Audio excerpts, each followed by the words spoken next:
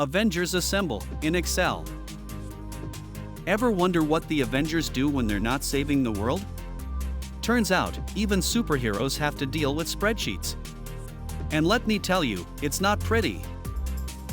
Tony Stark, naturally, is all about the pivot tables.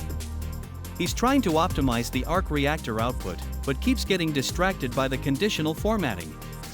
Jarvis, why is the palladium stock always red? Thor, bless his heart, is struggling with VLOOKUP. He keeps yelling, by Odin's beard, where is the need inventory? Someone get him a tutorial, stat. Captain America is surprisingly good at data validation. He's all about accuracy and following the rules. No, Stark, you can't enter unlimited as the budget. That's not fiscally responsible. Hulk? Well, Hulk doesn't do Excel. Hulk smashes Excel.